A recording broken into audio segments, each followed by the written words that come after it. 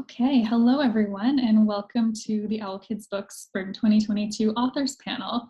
My name is Allison McLaughlin. I'm the marketing manager at Owlkids Books, and I'm so pleased today to be moderating this discussion. Today, we will be highlighting a few of our new picture books in conversation with their authors. So first, let me introduce our panel and their books. Jordan Foss, first up, is a debut picture book author and also the co-founder of Steel and Oak, a craft brewery in New Westminster, British Columbia. Dinosaur Dance Off, there on the screen, illustrated by Sarah Toyerkoff, is a fun, accessible look at dance trends over the decades, featuring one young dinosaur and his family. We also have with us Sarah Nelson, who is a teacher and the author of several books for young children. She especially loves writing about nature and often spots book ideas in the parks around her Minnesota home. A Park Connects Us, illustrated by Ellen Rooney, is an ode to urban parks and the many ways they foster community and connection with nature. Third, we have Ella Russell, who is an author and editor based in Toronto, Ontario, also here today with their debut picture book. Pink is for Everybody, illustrated by Udiana Lugo, is a joyful celebration of the color pink, but also of self-expression and choosing what you love while respecting the unique preferences of everybody around you. And finally, we have Judy Ann Sadler, who's the author of over 25 books for kids, including a series of craft books. Her books have been translated into many languages and have sold over 1 million copies around the world. She lives in London, Ontario, and While We Wait, illustrated by Elodie Duhamel, is a gentle play on patience while a boy and his grandma knit the perfect gift. So welcome everyone. I will invite you to turn your cameras on and welcome you to the panel. So we will, for the audience, have a few minutes at the end for questions. So please type them into the Q&A box. We'd be very happy to take your questions and answer them at the bottom of your screen. If you have general comments that are not questions, you can feel free to chime in using the chat function and we can have a little discussion there. We'd love to hear what you think. Hello, and thank you for joining us, everyone. So moving into our questions for these wonderful authors, I'm going to ask how the spark of an idea for your book first came to you. Sarah, can you start us off? Sure, thank you, Allison. Well, the idea for A Park Connects Us evolved in my mind over several years while I walked in my favorite city parks. I love parks and I spend a lot of time in my local parks in pretty much every season, even the cold winter. And I wanted to write something to celebrate these special places that bring us together and connect us to nature. I also wanted to investigate the questions that I had about the origins of our parks. I often wondered while I walked, how did these shared spaces even happen? And once I started learning the history of city parks, I knew that A Park Connects Us was a project that was unique and needed. Thank you, I love that. Judy Ann, what about you? How did While We Wait come to be? Thanks, Allison. I was literally sitting at a doctor's appointment with my mom, and she was crocheting and I was knitting. I'm a knitter and I love knitting baby cats. And I was texting with my daughter and I said, yeah, we're just gonna sit and knit and wait. And I thought, well, that's kind of a fun line. And so I sort of filed it away in my brain, and it's a regular line in While We Wait. Yes, readers who don't know will recognize that line coming up many times in While We Wait. Thank you. Jordan, what about you? Dinosaur Dance Off, where did that idea come from? Yeah, so oddly, it came for me after a night at a nightclub. I was dancing in Nelly with my now wife, and I woke up the next day, went to work, and realized that in about 10 years from then, this was in my early 20s, I'm likely going to have a kid, and am I going to still listen to hip hop with a child? And it became this kind of funny thing in my mind where people that were my age at the time, which was early 20s, are eventually going to have children, and are we going to listen to the same music we currently are with those kids? And so it got the ball rolling on, well, how could we make something as explicit sometimes as hip hop still a fun thing that we could do with our kids when we're a little bit older? Love that. That's such a good story. We have a real variety here. This is wonderful. Ella, hard to top this, but how did the spark for Pink is for Everybody first come to you? Well, I feel like I don't have a specific moment that it all happened. It sort of was something that slowly came together over time. I think the idea of, wanting to write a story that deconstructed sort of arbitrary gendering of things like colors, like pink, was something that was bouncing around in my head for a while. I just didn't have a structure for it. And then it finally sort of came together for me when I was thinking about, back in my childhood, how this idea relates to that. And certain elements from my childhood suddenly provided like an idea for how to do the structure in a way that was sort of relatable to the kids and really fun.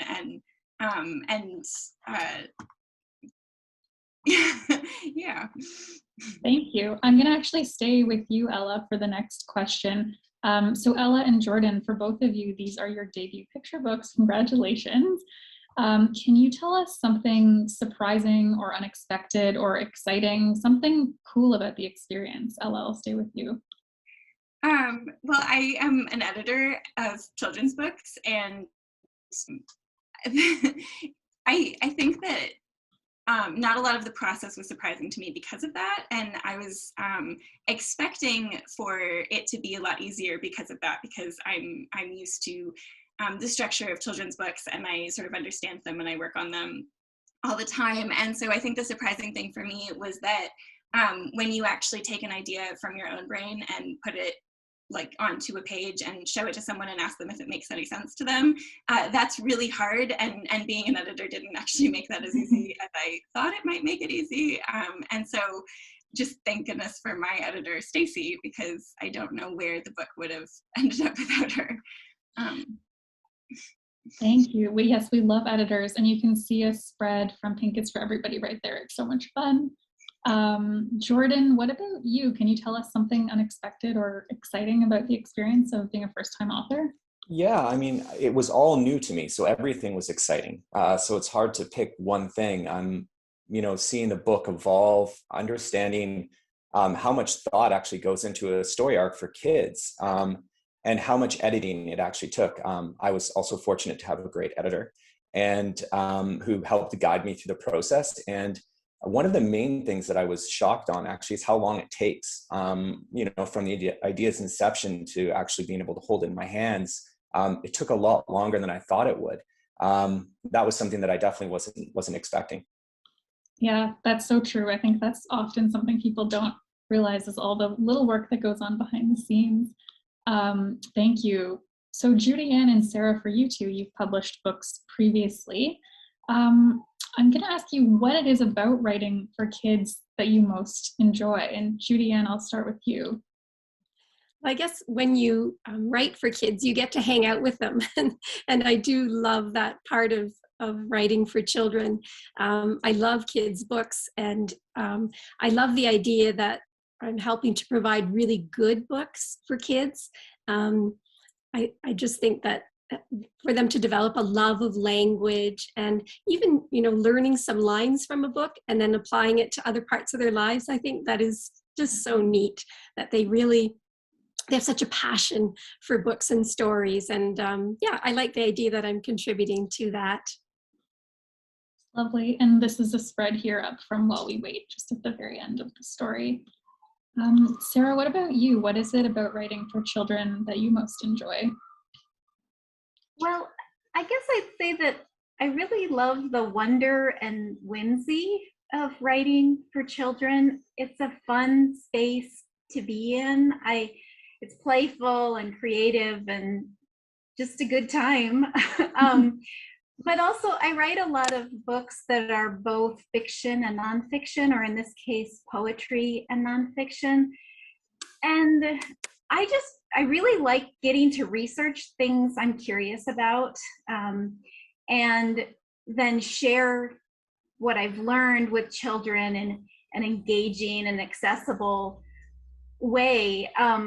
I feel like with The Park Connects Us, I had to wait until my 40s and investigate my questions myself. And it's really exciting to me that families are going to get to learn about the origin of our parks. I don't think that that's something that's really in school curriculums at this point. And so anyway, I like that.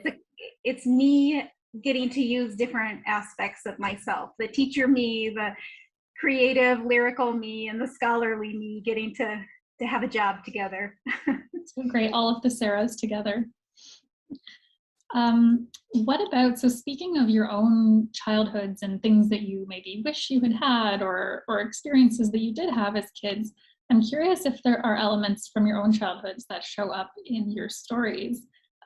Jordan, I'll start with you. Is there anything here that turns up from your childhood? Yeah, definitely. I mean, I come from a very musical family. We always had music on when I was growing up. I was a bit of a performer. I loved dancing.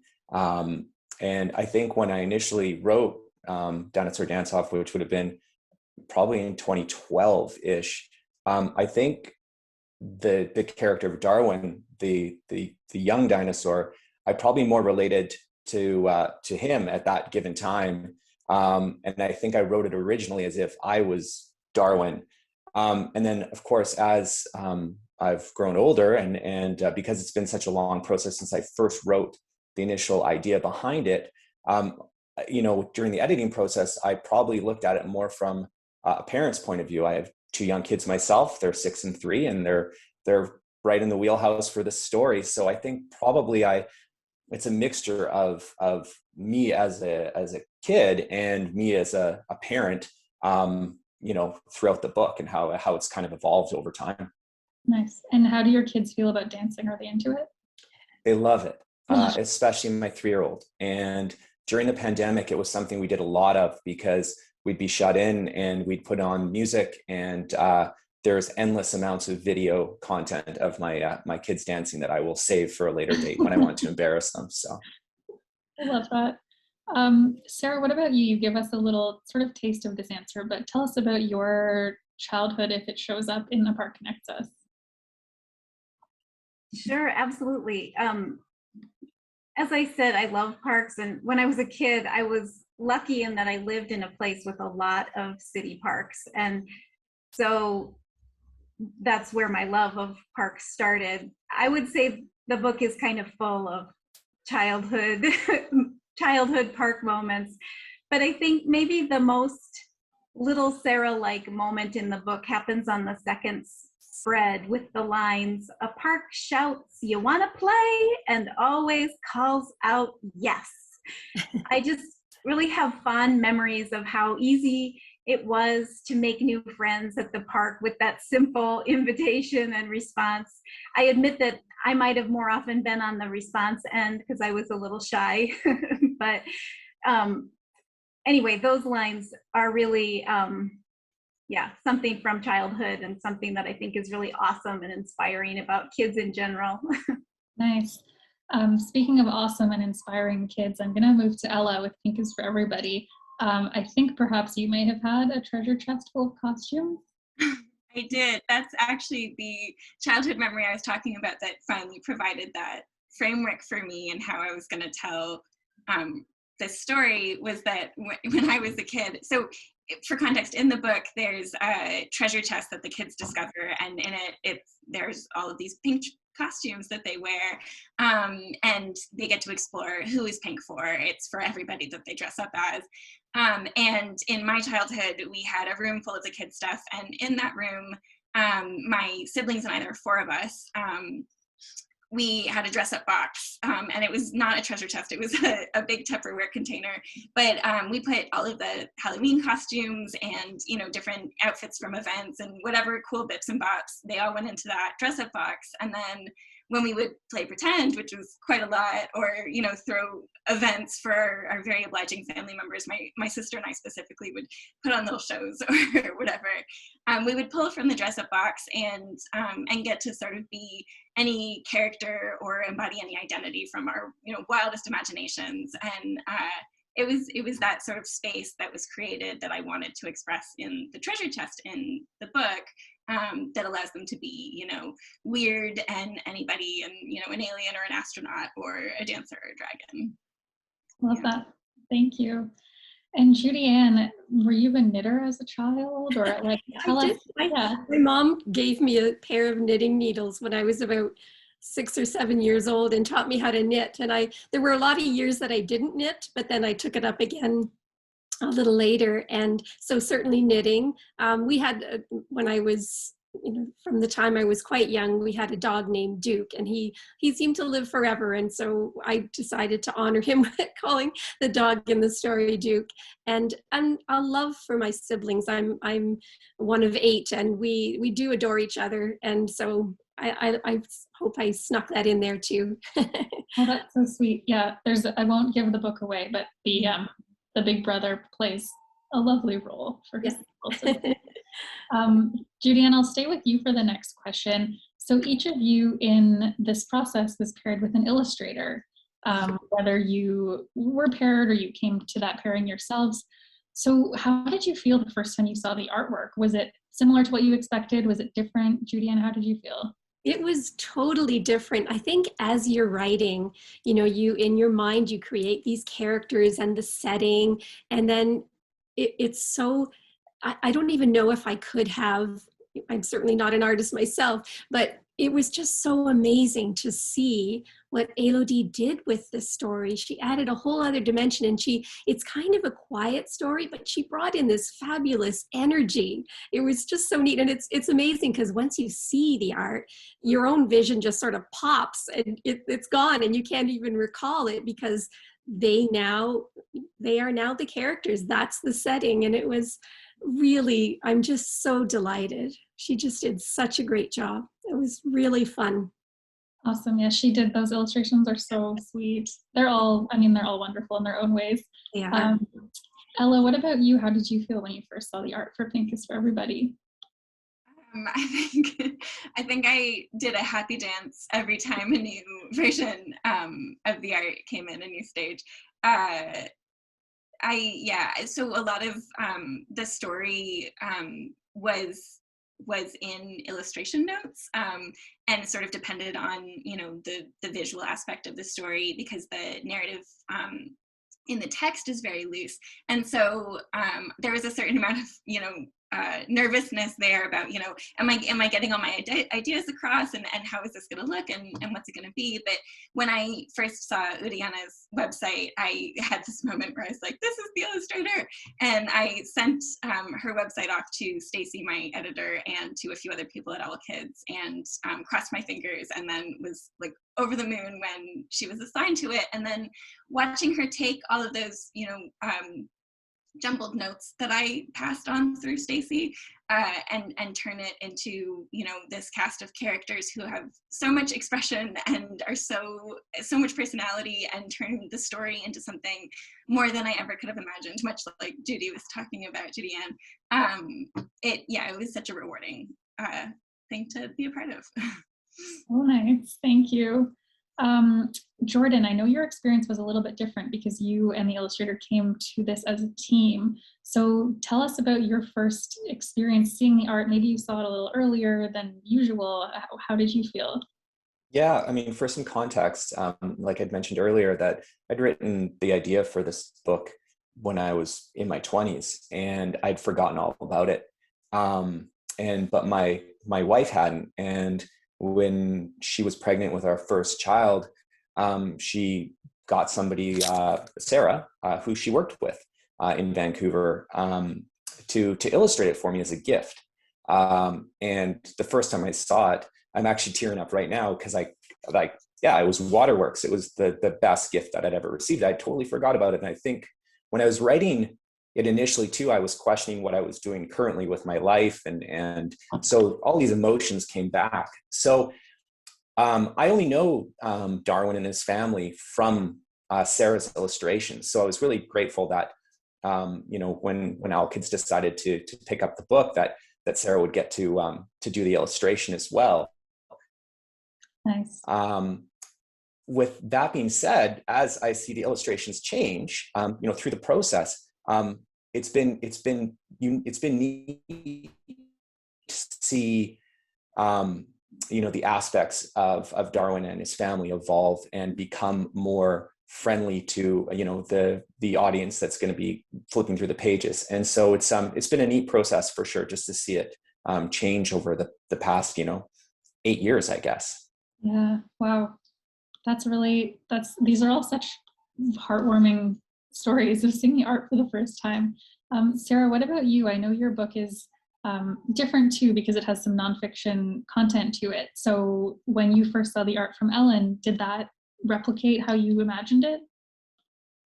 Well, I guess like Judy Ann said, nobody could see the inside of my brain, unfortunately. So it's different, but it's also everything that I hoped. So Ellen Rooney's art for this book was just beautiful, even in rough sketch form. When I saw it, I was in awe, and I knew that the book would be stunning ultimately, and it is.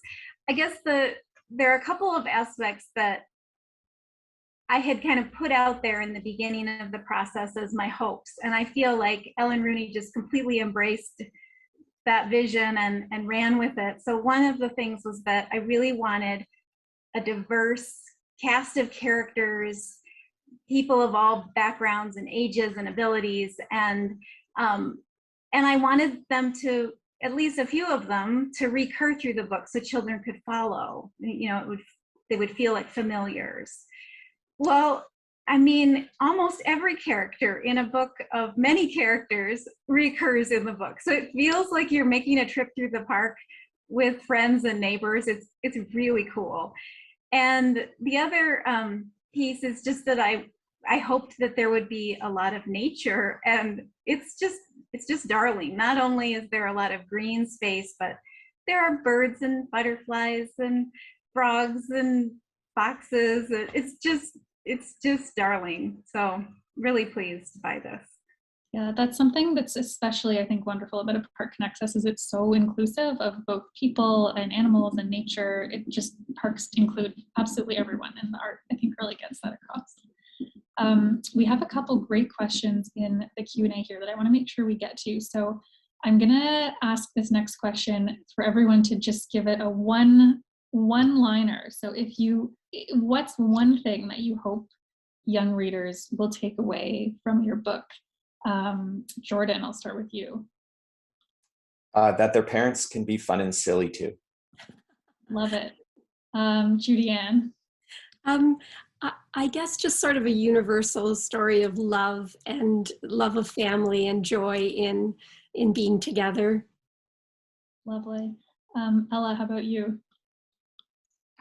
Beyond just that pink is for everybody, I hope that it helps them to think about when they or their peers like something that's a little different from the status quo, or different from their peers, that they take those moments to celebrate that thing about that person. Awesome. And Sarah, what about you? I guess I'd like readers to just appreciate that the parks belong to all of us. Whoever we are, we're all welcome. Love that. So, okay, let's move to a few of the questions that have come in from our listeners. Thank you for submitting these. I'm going to start with a question from Susan, who says, congrats to all these authors. She would love to know, during the editing process, was there one significant element that you changed in your story? And if so, can you share what it was and why you revised it? So maybe there wasn't, but maybe there was. Does this experience ring true for anyone? Something that you changed? Jordan, do you want to start us off? Yeah, for sure. The one thing that was changed with Dinosaur Dance-Off is that originally it was just Darwin and his mom and his dad. And during the editing process, we added in a grandparent to kind of span across 3 generations of songs to dance with. So that was a major shift for that book. Interesting. And that's such a big part of it now, is dance through the decades and how the multi-generational family fits in there. So that's very cool. Did anyone else have a significant element that changed? Ella? I didn't in the editorial process necessarily. There were things that changed, but not as substantial as Jordan's. But I did think in my head that the cat involved was my cat Saffron, who's a ginger cat. And then when the illustrations came in, it was very different, but so amazingly grumpy and awesome cat. And so that was the big shift for me, I think. Love that. Okay, very interesting to hear how things changed through the process. And Judy Ann, yeah. I was just thinking about it and realizing that we did add a spread. My editor, Debbie Rogeson, who is just fabulous, we sort of wanted to have one spread where the energy of the waiting sort of burst out of the child, and that we did add a spread where, it was just sort of, a way to get rid of some of that energy of waiting and waiting. Yes, and While We Wait has some awesome typeface design as well, where you just feel the energy of that child with the text. Sarah, what about you? Was there anything that changed substantially in A Park Connects Us? For me, it wasn't so much the main text of the of the story that stayed fairly similar to what I had submitted, but I did rework. I did rework the back matter kind of significantly. My my original was very U.S. park history focused, and of course, Owlkids is a Canadian publisher and has lots of Canadian readers. So the back matter became a little more international. There's still history of Central Park in New York City, but there's more US and Canadian park history, and then it highlights some parks around the world. So that was actually a fun and educational process for me. Thanks, Owlkids. A little more work maybe, but more fun too. Okay, so we have time for maybe one more question. And I'm actually gonna sort of merge this into a two-parter, so you can answer one or both. Donna has asked, she said, loved hearing the origin stories of your books. What's up next for each of you in your writing? So feel free to tell us if you want to. If you don't have anything cooking or you don't want to share just yet, any advice for aspiring authors? So one or both of those questions. Judy Ann, I'll start with you. I actually have another book coming out in October with Owlkids Books called The Digger Dance, and I hope that's going to be a lot of fun. I'm really excited about it too. So that's what's cooking. So fun. We've just been printing off samples of that one. It's coming down the pipe for fall. What about Jordan? What about you? Advice for aspiring authors or something you're cooking up next? Yeah, I don't have anything cooking up right now, but my advice for aspiring authors, and this is probably more from a parent that reads kids' books endlessly, and that is to also write for the adult reading it a little bit as well. We decide what books the kids get to read, and we hide some so that they don't pick them up, even if they love them, because we don't like reading them. And so I think adding little nuggets here and there to keep parents engaged is also a big thing. At least I know it is in our household. So little nuggets, always a joy for all of us too, even those of us who work on the books and with the books.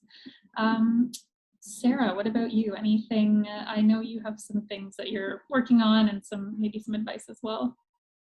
Yeah, I usually have a few things going on, and some of them are kind of super secret because they're not under contract yet, but hopefully next year I have 2 books coming out. One's the story of a migration down the Mississippi Flyway, and the other is the history of the bicycle. So looking forward to those books. My advice, and I really like Jordan's advice, I think that's true. one of the fun things actually I think about writing picture books is that you're writing for children and for their parents. I find that really fun. I guess my advice is sort of specifically for nonfiction writers, but probably applies to all kinds of writings. And that's to follow your genuine interests, passions, and questions. So if you are passionate about beekeeping or you have burning questions about black holes, there are probably really good stories there, but you just have to find unique approaches, and that's most likely to happen if you're tackling topics that really fascinate you. I love that. And that's such a good segue, Ella, to the theme of your book. Do you have any advice coming out of that for aspiring authors, or anything else you want to tell us about that you're working on? I would love to write more books, but nothing yet. So my advice to aspiring authors, both as an author and as an editor, I guess, is it seems sort of obvious, but read a ton of books in the genre that you want to write in, because it will give you a sense of the structure and the pacing, and you know how to develop a voice, and that can be so valuable going in, because it's really hard to fit these awesome ideas into, you know, a 32-page picture book, and every word counts, and so getting sort of familiar with that is super valuable. That's a great point. Everyone should read more.